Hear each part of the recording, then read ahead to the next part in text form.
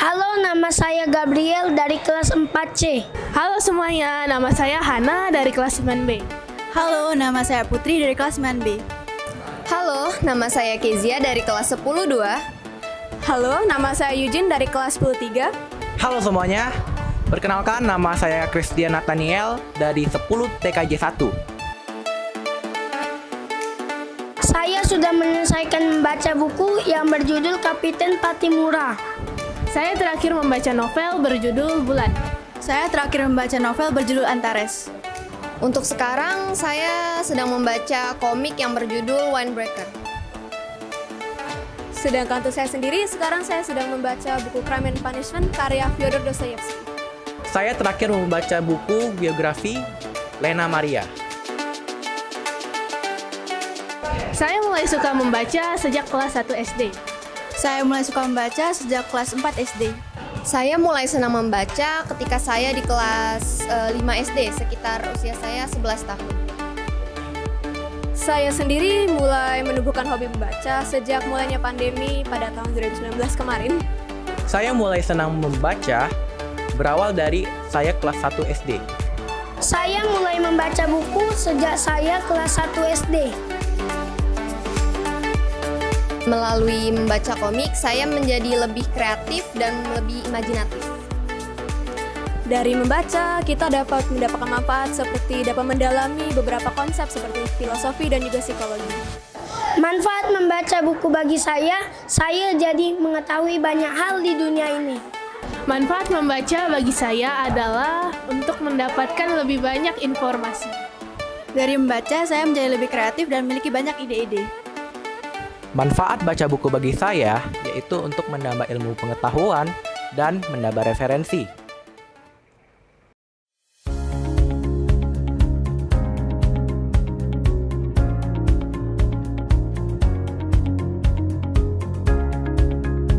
Membaca adalah jalan ninjaku. Kalau didengar-dengar, kalimat ini mungkin sangat keren bagi anak zaman now. Apalagi membaca buku ini adalah salah satu aktivitas yang sudah kita lakukan sejak kita usia dini.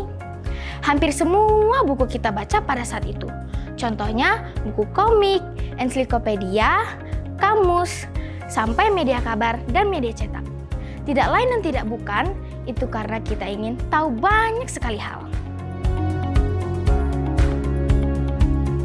Namun, isu yang lagi berkembang sekarang, Indonesia menempati peringkat 62 dari 70 negara menurut Program for International Student Assessment pada tahun 2022. Menurut data Perpustakaan Nasional atau Perpusnas, pada tahun 2022, tingkat kegemaran membaca Indonesia meningkat 7,4% dari tahun 2021 menjadi 63,9 poin dan masuk dalam kategori tinggi. Sekalipun ada peningkatan, tentu minat membaca rakyat Indonesia masih sangat minim. Hal ini disebabkan salah satunya adalah ketersediaan buku. Sebagai contoh, di salah satu negara dengan pendidikan yang terbaik, Norwegia. Setiap warga Norwegia memiliki akses membaca buku sebanyak 45 judul buku. Nah, bagaimana dengan Indonesia? Indonesia setiap tahunnya mengeluarkan buku kurang lebih sebanyak 22 juta judul buku. Tetapi, jumlah tersebut harus dibandingkan dengan jumlah penduduk Indonesia yang berjumlah sekitar 270 juta orang. Artinya, satu buku di Indonesia itu untuk 100 orang penduduk. Minat membaca tentu berbanding sejajar dengan kualitas pendidikan. Kegiatan membaca ini juga sudah coba diselesaikan oleh pemerintah dengan cara membuat gerakan GLS atau Gerakan Literasi Sekolah.